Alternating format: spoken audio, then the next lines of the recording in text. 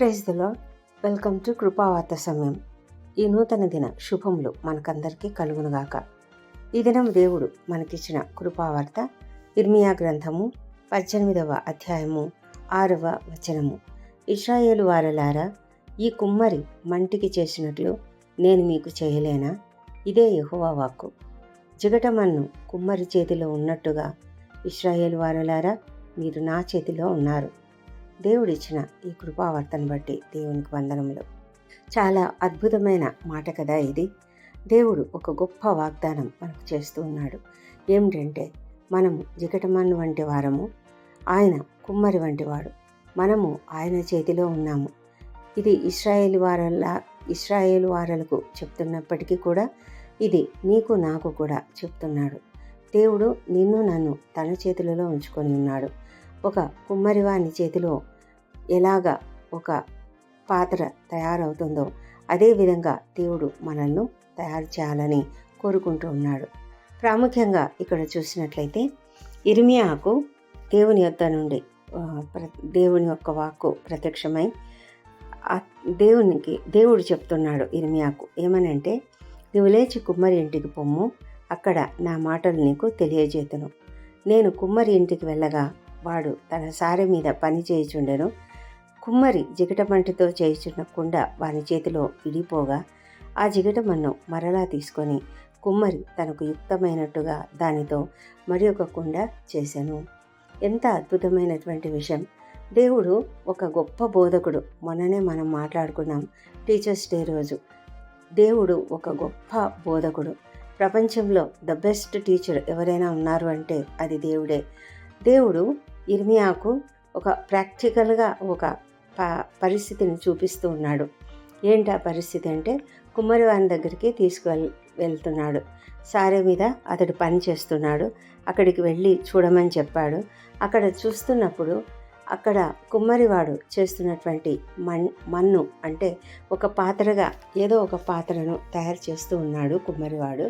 అయితే ఆ కుమ్మరివాని చేతిలో నుంచి ఆ మట్టి విడిపోయిందట, అంటే విరిగిపోయింది. అంటే తను చేయాలనుకున్నటువంటి పాత్రగా అది తయారవ్వలేదు, కానీ అది విరిగిపోయింది.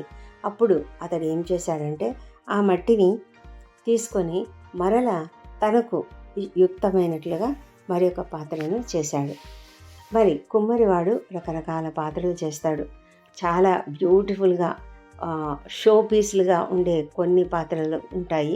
కొన్ని మన ఇంట్లో వాడుకునేటువంటి అనేకమైన పాత్రలు, అంటే నీళ్లు పెట్టుకునే ఒక జగ్గు లాంటి కూజా లాంటివి, తర్వాత వంటలు వండుకునేటువంటి పాత్రలు, చిన్న చిన్న పిడతల వంటి పాత్రలు, పెరుగు తోడు పెట్టుకుంటుంటాం చాలామంది. వేసవి కాలంలో అందులో పెరుగు తోడు పెట్టుకుంటే చాలా చక్కగా ఉంటుంది, రుచిగా ఉంటుంది. అలాగే ఇంకా కొన్ని పాత్రలు అనేక రకాల వాటికి ఉపయోగపడుతూ ఉంటాయి. దివ్వెలుగా ఉంటాయి కొన్ని ఇలా రకరకాల పాత్రలు.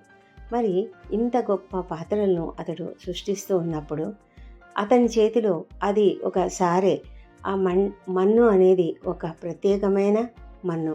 ఆ మన్నును వారు ఎంతగానో ప్రిపేర్ చేస్తారు. ముందుగా దానిని చాలా నీళ్లు పోసి తొక్కి చాలా చాలా ప్రిపేర్ చేసి ఆ మట్టి ఒక మెత్తటి మట్టిగా తయారవుతుంది.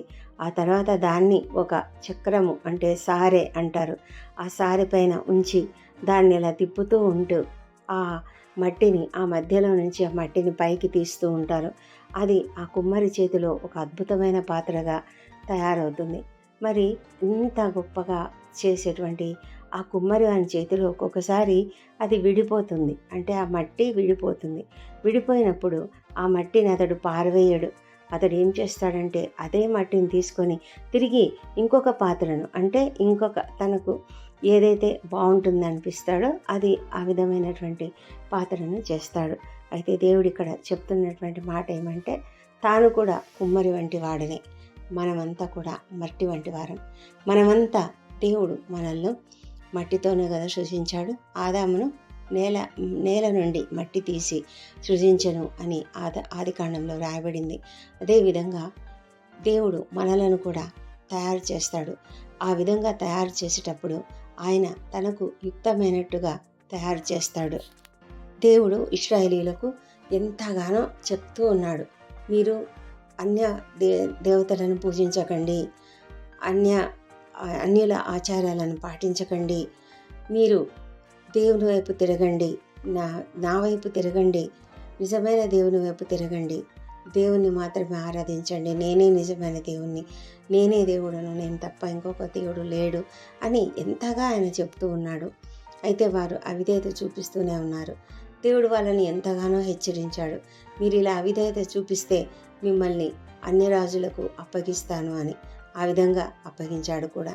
ఈ విధంగా ఎన్నిసార్లు జరిగినా కూడా మరి తిరిగి వాళ్ళు మొరపెట్టినప్పుడు దేవుడు వాళ్ళ మీద కనికరపడి వాళ్ళను తిరిగి బాగు చేస్తూ ఉన్నాడు. తిరిగి వాళ్ళను కష్టంలలో నుంచి బయటికి తీసుకొస్తున్నాడు. అయినప్పటికీ కూడా వాళ్ళలో మారు మనస్సు రావడం లేదు. ఆ విధంగా చేస్తూ ఉన్నప్పుడు దేవుడు వారికి ఎన్ని వార్నింగ్స్ ఇచ్చినా వాళ్ళు వినడం లేదు. కాబట్టి దేవుడు వారికి ఒక పద్ధతిని చూపిస్తూ ఉన్నాడు. అంటే మీరు భయపడవద్దు అన్న మాట ఇక్కడ కనిపిస్తుంది. ఎందుకంటే ఆయన సృష్టికర్త అయినటువంటి దేవుడు. కాబట్టి సృష్టికర్త అయినటువంటి దేవుడు ఒకవేళ మీరు అట్లా తప్పులు చేసి మీరు దేవుని నుంచి దూరం అయిపోయినా మళ్ళీ తిరిగి మీరు నా దగ్గరికి వస్తే నేను ఒక కుమ్మరివాని వలె మీ జీవితాలను నేను బాగు చేస్తాను. ఎంత అద్భుతంగా దేవుడు వాగ్దానం ఇస్తున్నాడు. ఈ జమానాలో అంటే మన కాలంలో కూడా దేవుడు మనల్ని ఆ విధంగానే మనకు వాగ్దానం ఇచ్చి మనల్ని నడిపించాలని కోరుకుంటూ ఉన్నాడు. దేవుని యొక్క ఈ గొప్ప సందేశము మనందరం కూడా అర్థం చేసుకోవాలి. దేవాది దేవుడు, సృష్టికర్త అయినటువంటి దేవుడు ఒక దైవికమైనటువంటి ఒక కుమ్మరివాడుగా ఉన్నాడు. అందుకే ఆయన మనల్ని బలపరచడానికి మనకు ఈ వాగ్దానం ఇస్తూ ఉన్నాడు. మనము దేవునికి విధేయత చూపిస్తే ఆయన మనల్ని చక్కగా మలచడానికి ఆయన సిద్ధంగా ఉన్నాడు. మనము ఆయన యొక్క గొప్ప సృజనాత్మకమైన ఆ చేతులను నమ్మవచ్చు. ఎందుకంటే ఆయన చేతిలో మనం పడ్డాము అంటే మనం అద్భుతమైన సృష్టిగా మారగలుగుతాము. మనము ఆయన ప్రేమిస్తున్నటువంటి వారము. ఆయన మనల్ని ఎంతగానో ప్రేమిస్తూ ఉన్నాడు. అందుకే మనల్ని మంటివారుగా ఉన్నప్పటికీ కూడా, మంటివారి వలె ఉన్నప్పటికీ కూడా మనల్ని ఒక మంచి పాత్రగా తయారు చేయాలని ఆయన కోరుకుంటూ ఉన్నాడు. మనము మన్నును అంటే మంటిని మనము చాలా తక్కువగా అంచనా వేస్తాం. కానీ దేవుడైతే ఎంత తక్కువ స్థితిలో ఉన్నటువంటి పరిస్థితినైనా ఒక గొప్ప స్థితిగా మార్చగలిగినటువంటి దేవుడు అని ఇక్కడ దేవుడు వాగ్దానం చేస్తూ ఉన్నాడు. మన జీవితంలో మనము ఎంత భయంకరమైన స్థితి, తక్కువ స్థితిలో ఉన్నామో, లేకపోతే పాపములు చేసి భయంకరమైన స్థితిలోనికి కృంగిపోయామేమో, మన పరిస్థితిలో మన జీవితంలో మనము దేవుడు లేని స్థితిలోనికి వెళ్ళిపోయి దేవుడు లేనటువంటి ఆ అశాంతిని అనుభవిస్తూ మనము చాలా బాధతో కృంగుదలతో ఉన్నామేమో. అయితే అలాంటి స్థితిలో ఉన్నటువంటి వారినైనా కూడా లేవనెత్తే దేవుడు ఆయన. మనము అనేకమైనటువంటి ఈ లోకంలో అనేక మంది భక్తుల జీవితాలను చూస్తూ ఉంటాము. వాళ్ళు ఏ విధంగా దేవునిలోకి వచ్చిన తర్వాత వాళ్ళు బలపడ్డారు, దేవుణ్ణి నమ్మనంత కాలం వాళ్ళ జీవితం ఎలా ఉండింది, ఆ తర్వాత వాళ్ళు మారుమనసు పొందిన తర్వాత వాళ్ళ జీవితం ఎంత గొప్పగా మారిపోయింది అన్నది, ఇవన్నీ కూడా మనకు చాలామంది జీవిత కథలు తెలుసు. అవన్నీ కూడా మనం చదివినప్పుడు, అవన్నీ చూసినప్పుడు, అవన్నీ తెలుసుకున్నప్పుడు మనం కూడా ఆ విధమైనటువంటి దేవునిలో అలాంటి ఆ గొప్ప విశ్వాసాన్ని మనం కూడా పెంపొందించుకోగలము. ఆ కాన్ఫిడెన్స్ మనలోకి వస్తుంది. దేవుడు ఒక మంటిని ఏ విధంగా ఆయన యూస్ చేసుకుంటున్నాడు, ఏ విధంగా యూస్ చేసి మన జీవితాలను సరిదిద్దుతున్నాడు, అదేవిధంగా మనల్ని కుమ్మరి మట్టితో చేసినట్లుగా ఆయన మన జీవితాలను కూడా చేస్తాడు. మనము పగిలిపోయినటువంటి స్థితిలో ఉండవచ్చు, మన జీవితాలు కృంగిన స్థితిలో ఉండవచ్చు, మన జీవితాలలో భయంకరమైనటువంటి జీవితం మనం కలిగి ఉండవచ్చు. కానీ ఒక్కసారి ఆయన సన్నిధిలోకి వచ్చి ఆయన దగ్గర మనం క్షమాపణ వేడుకుంటే, మన పాపములన్నీ ఒప్పుకొని వాటిని విడిచిపెడితే, దేవుడు నమ్మకమైన దేవుడు, నమ్మదగిన దేవుడు. ఆయన మనల్ని ఎంతో ప్రేమించే దేవుడు. మన పాపములన్నిటిని ఆయన క్షమించి వేస్తాడు. తన రక్తంతో ఆయన మనల్ని కడిగి మనల్ని శుద్ధులనుగా చేస్తాడు. అంతేకాదు, మన భయంకరమైన పాత జీవితాన్ని ఆయన తీసివేస్తాడు. మరి క్రొత్త జీవితాన్ని మనకిస్తాడు. విడిపోయినటువంటి మంటిని ఆ కుమ్మరివాడు తిరిగి ఒక నూతనమైన పాత్రనుగా చేసినట్లు మనల్ని ఆయన తయారు చేస్తాడు. మనకు ఒక ధైర్యం ఉన్నది. ఆయన చేతులను, ఆ సృజనాత్మకమైనటువంటి ఆ గొప్ప చేతులను, మనల్ని సృష్టించినటువంటి ఆ గొప్ప చేతులను మనం నమ్మవచ్చు. ఎందుకంటే ఆయన చేతిలో మనం ఉన్నామంటే మనకు సమస్తమైనటువంటి మేలులు, సమస్తమైనటువంటి క్షేమాభివృద్ధి కలుగుతుంది. ఎందుకంటే ఆయన చేతిలో మనకు విశ్రమం ఉంది. ఆయన చేతిలో మనకు భద్రత ఉంది. ఆయన చేతిలో మనకు క్షేమం ఉన్నది. ఆయన చేతి నీడలో మనకు ప్రొటెక్షన్ ఉన్నది. మనము సమస్తమును కూడా ఆయన చేతిలో ఉంచినట్లయితే, మనల్ని మనం ఆయన చేతిలో ఉంచుకున్నట్లయితే, ఆయన ఎంతగానో మనల్ని ఒక చక్కటి పాత్రగా తీర్చిదిద్దుతాడు. ప్రతి ఒక్కరికి దేవుడు ఒక తలాంతును ఇచ్చి ఉంటున్నాడు. ప్రతి ఒక్కరికి ఒకటి కాదు, ఒకటి కంటే ఎక్కువ కూడా కొంతమందికి తలాంతులు ఉన్నాయి. ఏది ఏమైనా ఆయన తన చిత్తానుసారంగా దేవుడు మనకు ముందుగానే సిద్ధపరిచినటువంటి క్రియలను చేయడానికి మనల్ని జగత్తు పునాది వేయబడక మునిపే ఆయన ఏర్పరచుకున్నాడు. అంతేకాదు, మనల్ని కృపచేత, తన కృపచేత, కేవలం తన కృపచేత, ఉచితమైన కృపచేత మనకు రక్షణ ఇచ్చాడు. మనమేమీ చేయలేదు, మనకు యోగ్యత లేదు. అయినప్పటికీ కూడా మనకు రక్షణ ఇచ్చినటువంటి గొప్ప దేవుడు ఆయనను మనం విశ్వాసం ఉంచితే, ఆయన యందు విశ్వాసం ఉంచితే చాలు, ఆయన మనల్ని రక్షిస్తాడు. అంతేకాదు, మనకు నిత్య జీవం ఉన్నది. అక్కడ మనకు దుఃఖం ఉండదు, బాధ ఉండదు, వేదన ఉండదు. మనం అక్కడ సంతోషంగా ప్రభువైన యేసుక్రీస్తుతో సంతోషంగా జీవించగలుగుతాము అన్న ఒక గొప్ప కాన్ఫిడెన్స్ కూడా మనకున్నది. ఆ గొప్ప వాగ్దానం కూడా దేవుడు మనకిస్తూ ఉన్నాడు. ఇశ్రాయేలు వారికి ఏ విధమైనటువంటి ఆ మార్పు అవసరమో, అంటే ఒక కుమ్మరి చేతిలో మట్టి ఉన్నట్లుగా వాళ్ళు ఉండాలని దేవుడు ఏ విధంగా కోరుతున్నాడో, మన విషయంలో కూడా అదే విధంగా ఆయన కోరుతూ ఉన్నాడు. మనమంతా కూడా చక్కటి పాత్రలుగా ఉండాలని ఆయన ఎంతగానో కోరుతూ ఉన్నాడు. ఆయన మనల్ని ద బెస్ట్ పర్సన్స్గా చూడాలని ఆయన ఎంతగానో ఆశిస్తున్నాడు. ఆయన మనల్ని మలవడానికి సిద్ధంగా ఉన్నాడు. ఆయన మలవడానికి మనం ఆయన చేతులలోకి వెళ్ళాలి. ఆ విధంగా వెళ్ళితేనే మనము అలా మార్చబడతాము, అలా రూపొందించబడతాము, ఒక గొప్ప చక్కటి పాత్రగా రూపొందించబడతాము. మరి ఆ విధంగా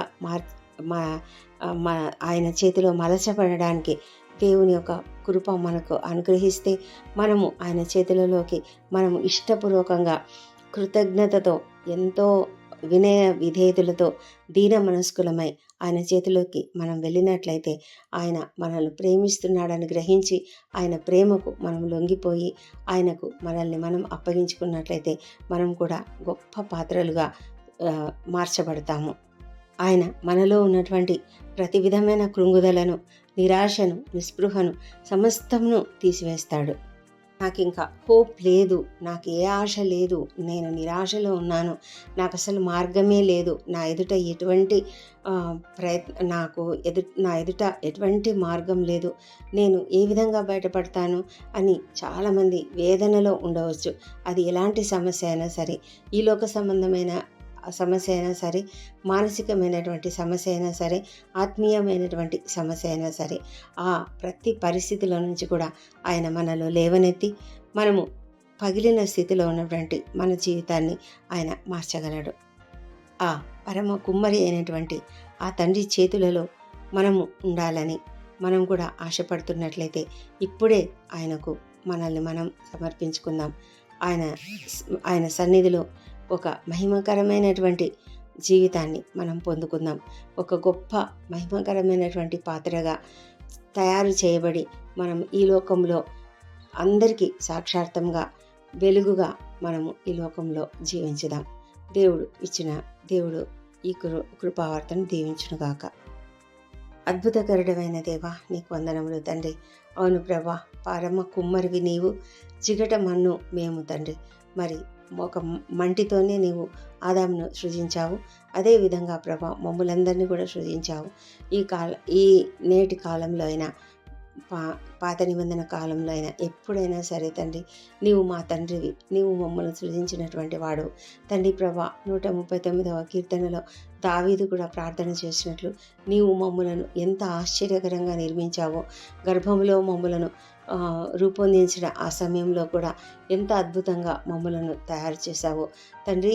ప్రతి విషయంలో మీరు ఎంత శ్రద్ధ తీసుకొని మా జీవితాలను మీరు రూపొందించారో తండ్రి. ఒక చక్కటి వ్యక్తిగా మమ్మల్ని ఏ విధంగా తీర్చిదిద్దారో, అనేకమైన తలాంతులనిచ్చి మమ్మల్ని ఎంతగా ఆశీర్వదించారో, వీటన్నిటిని బట్టి నీకు వేలాది స్తోత్రం చెల్లించుకుంటున్నాం.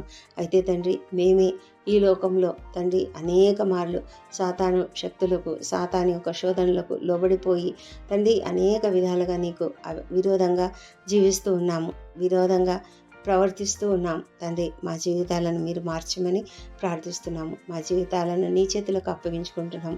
పరమ కుమ్మరువైన నీ చేతులకు మమ్మల్ని మేము అప్పగించుకుంటున్నాం తండ్రి. ప్రభా, ఈ దినము మేము ఈ పెందల కడ చేస్తున్నటువంటి ప్రార్థనలు మీరు అంగీకరించమని ప్రార్థిస్తున్నాము. మా అపరాధములను క్షమించండి.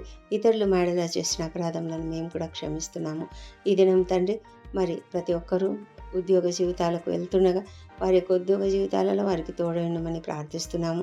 వారిని నీకు మహిమకరంగా తండ్రి చక్కటి పాత్రలుగా వారు వాడబట్టకు సహాయం చేయమని వేడుకొంచున్నాం. ఈ లోకంలో మాకందరికీ కూడా ఒక్కొక్క పాత్ర ఉన్నది ప్రభా. మీరు మాకిచ్చినటువంటి ఏ పాత్ర అయినా సరే, మీరు మమ్మలను ఎటువంటి పాత్రగా మలిచారో ఆ పాత్రలో మేము చక్కగా జీవించగలుగుటకు సహాయం చేయమని, అనేకులకు వెలుగుగా మేము ఉండగలుగుటకు సహాయం చేయమని ప్రార్థిస్తున్నాం. విద్యార్థులకు చక్కటి జ్ఞానం అనుగ్రహించండి. వివాహ ప్రయత్నం సఫలం చేయండి. నిరుద్యోగులకు ఉద్యోగంలో దయచేయండి తండ్రి. వారి ఎదుట అనేకమైన మార్గములను తెరవండి. వారికి ఉన్న నిరాశ, నిస్పృహ, కృంగుదల సమస్తమును తొలగించండి. దేవా ప్రభా, వారికి ఉన్నటువంటి అప్పుల బాధ నుంచి, ఆర్థిక ఇబ్బందుల నుంచి విడుదల దయచేయమని ప్రార్థిస్తున్నాం తండ్రి. ప్రభా, మరి కుటుంబాలలో సమస్యలను తొలగించండి. విడిపోయిన భార్య బిడ్డలు కలుసుకునేలాగా సహాయం చేయండి తండ్రి. ఎవరెవరైతే నైనా మరి మనస్పర్ధలతో జీవిస్తున్నారో వారిని దీవించి వారిలో ఆ మనస్పర్ధలను తొలగించమని ప్రార్థిస్తున్నాం తండ్రి. మా ప్రభా, సంతానం కొరకు ఎదురు చూస్తూ ప్రార్థిస్తున్న బిడ్డలను దీవించి వారికి చక్కటి సంతానం అనుగ్రహించండి. వారిని దర్శించండి ప్రభా. మీకు అసాధ్యమైనది ఏదీ లేదు నాయన. సమస్తం మీరు చేయగలరు. నిన్ను నమ్ముతున్నాం. సహాయం చేయండి నాయన. మీరు అనుగ్రహించినందుకు వందనం చెల్లించుకుంటున్నాం తండ్రి. అనారోగ్యంతో బాధపడుతున్న ప్రతి ఒక్కరిని స్వస్థపరచండి. ఎంతమంది అయితేనైనా క్రిటికల్ కండిషన్స్లో ఉన్నారో వాళ్ళని లేవనెత్తండి ప్రభా. ఈ దినం అనేక ప్రొసీజర్స్ గుండా వెళ్తున్నటువంటి ప్రతి ఒక్కరిని కూడా ఆశీర్వదించి వారిని బాగు చేయమని, స్వస్థపరచమని వేడుకొంచున్నాం మా తండ్రి. దేవా, ప్రపంచమంతటా శాంతి సమాధానం అనుగ్రహించండి. యుద్ధ వాతావరణం తీసివేయమని ప్రార్థిస్తున్నాం తండ్రి. ప్రభా, యెరూషలేమును జ్ఞాపకం చేసుకొనండి. వారి నగరులలో క్షేమంను, వారి ప్రాకారములలో నెమ్మదిని దయచేయమని ప్రార్థిస్తున్నాం తండ్రి. మా దేశంను దీవించి మా దేశంపై నీ పరిశుద్ధాత్మను కుమ్మరించండి. దేవా, ప్రతి ఒక్కరూ నేను తెలుసుకునేలాగిన సహాయం చేయండి.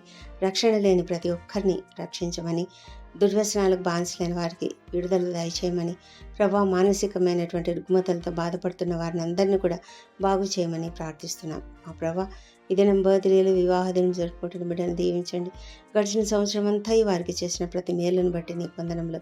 రాబోయే సంవత్సరంలో ఇంకనూ అధికమైన మేలులను వారికి అనుగ్రహించమని ప్రార్థిస్తున్నాం. మీ సేవకులందరినీ ఆశీర్వదించండి తండ్రి. మమ్మల్ని మేము మరొకసారి నీ చేతులకు అప్పగించుకుంటున్నాం. పరమ కుమ్మరువైన నీ చేతులలో మమ్మల్ని మేము సమర్పించుకుంటున్నాం. మమ్మల్ని తీర్చిదిద్దండి దేవా. మా ప్రార్థనలు అంగీకరించి జవాబులు ఇచ్చినందుకు నీకు వందనములు. ఈ ప్రార్థనలని మా ప్రభువును, మా ప్రియ రక్షకుడు నాయన యేసుక్రీస్తు అత్యంత ప్రశస్త నామంలో అడిగి పొంది ఉన్నామని నమ్మి నీకు స్తోత్రం చెల్లిస్తున్నాం తండ్రి. Amen, amen.